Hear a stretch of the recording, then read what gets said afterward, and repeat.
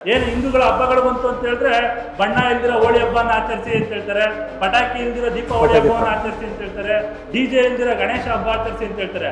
ಆದ್ರೆ ಯಾವನಾದ್ರೂ ಒಬ್ಬ ಬುದ್ಧಿಜೀವಿ ಇವತ್ತು ಹೊರಗಡೆ ಬಂದ್ಬಿಟ್ಟು ಹೇಳ್ತಾನ ನೀವ್ಯಾರಾದ್ರೂ ಗೋ ಹತ್ಯೆ ಇಲ್ದಿರೋ ಇದನ್ನ ಆಚರಿಸಿ ಅಂತ ಹೇಳ್ಬಿಟ್ಟು ಹೇಳೋದೇ ಇಲ್ಲ. ಕೇವಲ ಒಂದು ತಿಂಗಳ ಒಳಗಾಗಿ 1,000ಕ್ಕೂ ಹೆಚ್ಚು ಗೋವುಗಳನ್ನ ಬಜರಂಗ ದಳದ ಕಾರ್ಯಕರ್ತರು ರಕ್ಷಣೆ ಮಾಡಿದ್ದಾರೆ. ಆದ್ರೆ ಅದೇ ಬಜರಂಗ ದಳದ ಕಾರ್ಯಕರ್ತರಿಗೆ ಪ್ರಾಣಿ ಪ್ರಿಯರು ಅಂತ ಹೇಳೋದಿಲ್ಲ, ಅವರನ್ನ ಕೋಮುವಾದಿಗಳು, ಅವ್ರನ್ನ ಗೂಂಡಗಳು, ರೌಡಿ ಶೀಟರ್ಗಳು ಅಂತ ಹೇಳ್ತಾರೆ. ಇದು ಯಾವ ನ್ಯಾಯ? ನಮ್ಗೆಲ್ಲ ಗೊತ್ತಿದೆ, ಬಕ್ರೀದು 28ಗೆ ಈ ತಿಂಗಳಿದೆ. ಬಕ್ರೀದಲ್ಲಿ ಸಾವಿರಾರು ಪ್ರಾಣಿಗಳಿಗೆ ಹತ್ಯೆ ಮಾಡೋದು ಪ್ರತಿ ವರ್ಷ ನಡೀತಾ ಇದೆ.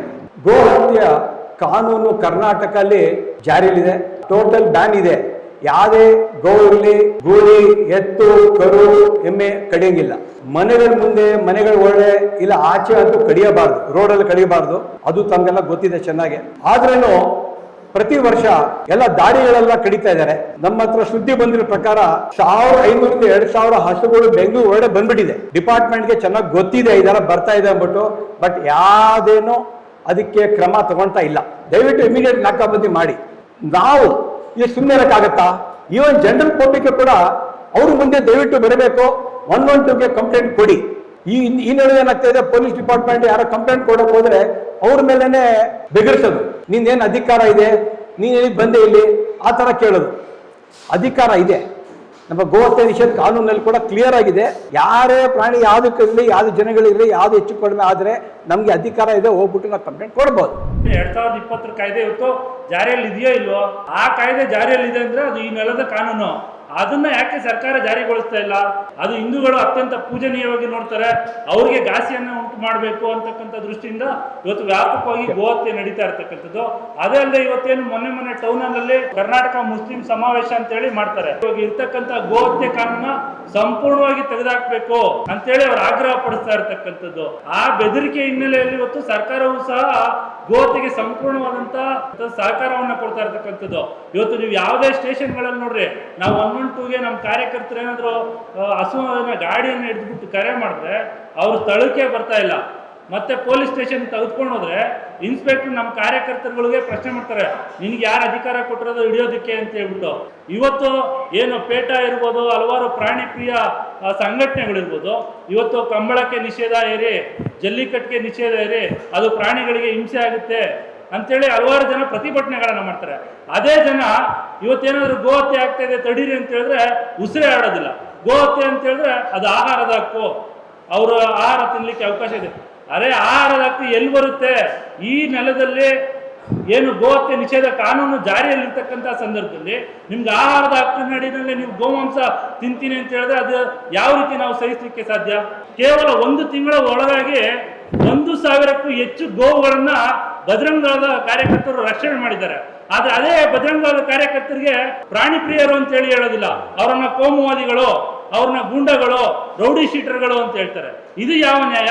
ರಾಜ್ಯಾದ್ಯಂತ ಏನು ವಾಹನಗಳಲ್ಲಿ ಇವತ್ತು ಸಾಗಾಣಿಕೆ ಮಾಡೋದಕ್ಕೆ ಸಂಪೂರ್ಣವಾಗಿ ನಿಷೇಧ ಇದೆ.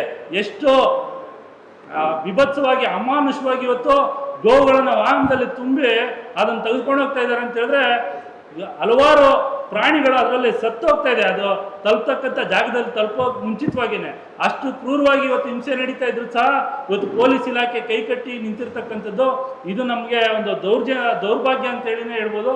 ಆ ಹಿನ್ನೆಲೆಯಲ್ಲಿ ನಾವು ಒಟ್ಟಾರೆ ವಿಶ್ವ ಹಿಂದೂ ಪರಿಷತ್ ವತಿಯಿಂದ ಇವತ್ತು ಇಡೀ ರಾಜ್ಯಾದ್ಯಂತ ಆಗ್ತಾ ಇರ್ತಕ್ಕಂಥ ಗೋಹತ್ಯೆಯನ್ನ ಸಂಪೂರ್ಣವಾಗಿ ನಿಯಂತ್ರಣ ಮಾಡಬೇಕು. ಬಿಲ್ಕುಲ್ ಒಂದೇ ಒಂದು ಗೋವಿನ ಹತ್ಯೆಯನ್ನು ಆಗದಿದ್ದಂತೆ ಪೊಲೀಸ್ ಇಲಾಖೆ ತಡಿಬೇಕು, ಸರ್ಕಾರ ತಡಿಬೇಕು ಅಂತೇಳಿ ಈ ಪತ್ರಿಕಾಗೋಷ್ಠಿಯಲ್ಲಿ ಆಗ್ರಹಿಸ್ತಾ ಇರ್ತಕ್ಕಂಥದ್ದು. ರಸ್ತೆಗಳನ್ನ ಅಡ್ಡಗಟ್ಟಿ ಇವತ್ತು ನಮಾಜ್ಗಳನ್ನು ಮಾಡಲಿಕ್ಕೆ ಅವಕಾಶವನ್ನು ಮಾಡಿಕೊಡ್ತಕ್ಕಂಥದ್ದು, ಸಾರ್ವಜನಿಕ ಉಪಯೋಗಕ್ಕೆ ಇರ್ತಕ್ಕಂಥ ರಸ್ತೆಗಳನ್ನ ಅವತ್ತು ಉಪಯೋಗಿಸಲೇಬಾರದು ಅಂತೇಳಿ ಇವತ್ತು ಸರ್ಕಾರ ನಿಬಂಧನೆಗಳನ್ನು ಏರ್ತಾ ಇರ್ತಕ್ಕಂಥದ್ದು. ಅದನ್ನು ಸಹ ಖಂಡಿಸ್ತೀವಿ. ಕೇಂದ್ರ ಸರ್ಕಾರ ಆಗಿರ್ಬೋದು ಅಥವಾ ಸುಪ್ರೀಂ ಕೋರ್ಟ್ ಮಾರ್ಗದರ್ಶನ ಇರ್ತಕ್ಕಂಥದ್ದು ಸಾರ್ವಜನಿಕ ಸ್ಥಳಗಳನ್ನು ಮುಕ್ತವಾಗಿಡಬೇಕು ಅಂತೇಳಿ ಇವತ್ತು ನಾವೆಲ್ಲ ನೋಡಿದ್ವಿ. ದೇಶದಲ್ಲಿ ಹಲವಾರು ರಾಜ್ಯಗಳಲ್ಲಿ ಏನು ಉತ್ತರ ಪ್ರದೇಶದ ಯೋಗಿ ಆದಿತ್ಯನಾಥ್ ಅವರ ಸರ್ಕಾರದಲ್ಲಾಗಿರ್ಬೋದು, ಅದೇ ರೀತಿ ಅಸ್ಸಾಂನ ಸರ್ಕಾರದಲ್ಲಾಗಿರ್ಬೋದು, ಮಹಾರಾಷ್ಟ್ರದಲ್ಲಾಗಿರ್ಬೋದು, ಎಲ್ಲ ಕಡೆಗಳಲ್ಲೂ ಯಾವುದೇ ಕಾರಣಕ್ಕೂ ರಸ್ತೆಗಳಲ್ಲಿ, ಸಾರ್ವಜನಿಕ ರಸ್ತೆಗಳಲ್ಲಿ ಏನು ಪ್ರಾರ್ಥನೆಗಳನ್ನು ಮಾಡಲಿಕ್ಕೆ ಸಂಪೂರ್ಣವಾಗಿ ನಿಷೇಧ ಇರತಕ್ಕಂಥದ್ದು. ಆದರೆ ಕರ್ನಾಟಕ ರಾಜ್ಯದಲ್ಲಿ ಇವತ್ತು ಓಲೈಕೆ ಮಾಡೋದಕ್ಕೋಸ್ಕರ ರಸ್ತೆಗಳನ್ನು ಸಾರ್ವಜನಿಕರಿಗೆ ಉಪಯೋಗ ಮಾಡಲಿಕ್ಕೆ ಬಿಡ್ತಾ ಇಲ್ಲ. ಇದನ್ನ ನಾವು ಖಂಡಿಸ್ತಾ ಇದ್ದೀವಿ. ಇದಕ್ಕೂ ಅವಕಾಶ ಮಾಡಿಕೊಡ್ಬಾರ್ದು. ಮತ್ತೆ ಇವತ್ತೇನೋ ಶಾಲಾ ಕಾಲೇಜುಗಳಲ್ಲಿ ಸಮವಸ್ತ್ರ ವಸ್ತ್ರ ಸಂಹಿತೆ ಇತ್ತು, ಅದನ್ನ ಕಿತ್ತಾಕಿ ಮತ್ತೆ ಹಿಜಾಬನ್ನ ತಂದಿರ್ತಕ್ಕಂಥದ್ದು, ಅದನ್ನು ಸಹ ಖಂಡಿಸ್ತಾ ಇದ್ದೀವಿ. ಇನ್ನು ಮುಂದಿನ ದಿನಗಳಲ್ಲಿ ಅದನ್ನು ತೆರವುಗೊಳಿಸಬೇಕು. ಶಾಲೆಗಳಲ್ಲಿ ಓದ್ತಕ್ಕಂತಹ ವಿದ್ಯಾರ್ಥಿಗಳಲ್ಲಿ ಸಮಾನತೆ ಉಂಟು ಮಾಡಬೇಕು ಅಂತೇಳಿ ನಾವು ಆಗ್ರಹವನ್ನು ಪಡಿಸ್ತಾ ಇದ್ದೀವಿ. ಏನು ಹಿಂದೂಗಳ ಹಬ್ಬಗಳು ಬಂತು ಅಂತ ಹೇಳಿದ್ರೆ ಬಣ್ಣ ಇಲ್ದಿರೋ ಹೋಳಿ ಹಬ್ಬನ ಆಚರಿಸಿ ಅಂತ ಹೇಳ್ತಾರೆ, ಪಟಾಕಿ ಇಲ್ದಿರೋ ದೀಪಾವಳಿ ಹಬ್ಬವನ್ನು ಆಚರಿಸಿ ಅಂತ ಹೇಳ್ತಾರೆ, DJ ಇಲ್ದಿರೋ ಗಣೇಶ ಹಬ್ಬ ಆಚರಿಸಿ ಅಂತ ಹೇಳ್ತಾರೆ. ಆದ್ರೆ ಯಾವನಾದ್ರೂ ಒಬ್ಬ ಬುದ್ಧಿಜೀವಿ ಇವತ್ತು ಹೊರಗಡೆ ಬಂದ್ಬಿಟ್ಟು ಹೇಳ್ತಾನ, ನೀವ್ ಯಾರಾದ್ರೂ ಗೋ ಹತ್ಯೆ ಇಲ್ದಿರೋ ಇದನ್ನ ಆಚರಿಸಿ ಅಂತ ಹೇಳ್ಬಿಟ್ಟು ಹೇಳೋದೇ ಇಲ್ಲ. ಈ ರೀತಿಯಾದಂಥ ದ್ವಂದ್ವ ನೀತಿಗಳು ಇರ್ತಕ್ಕಂಥ ಹಿನ್ನೆಲೆಯಲ್ಲಿ ಇವತ್ತು ಸಮಾಜದಲ್ಲಿ ಇಷ್ಟೆಲ್ಲ ಅಶಾಂತಿ ಉಂಟಾಗ್ತಾ ಇರ್ತಕ್ಕಂಥದ್ದು. ಆ ದೃಷ್ಟಿಯಿಂದ ನಾವು ವಿಶ್ವ ಹಿಂದೂ ಪರಿಷತ್ ಬಜರಂಗ ವತಿಯಿಂದ ನಾವು ಸಂಕಲ್ಪ ಮಾಡಿದ್ದೇವೆ, ಈ ಬಾರಿಯ ಏನು ಗೋಹತ್ಯೆ ನಡೆಯುತ್ತೆ ಅದನ್ನು ಸಂಪೂರ್ಣವಾಗಿ ನಿಲ್ಲಿಸಲಿಕ್ಕೆ ನಾವೆಲ್ಲರೂ ಸಹ ನಮ್ಮ ಪ್ರಾಣವನ್ನು ಒತ್ತೆ ಇಟ್ಟಾದರೂ ನಾವು ಕೆಲಸ ಮಾಡ್ತೀವಿ ಅಂತೇಳಿ ಈ ಒಂದು ಪತ್ರಿಕಾಗೋಷ್ಠಿಯಲ್ಲಿ ಹೇಳಿ ನಮ್ಮ ಮಾತುಗಳಿಗೆ ವಿರಾಮವನ್ನು ಹೇಳ್ತೀನಿ.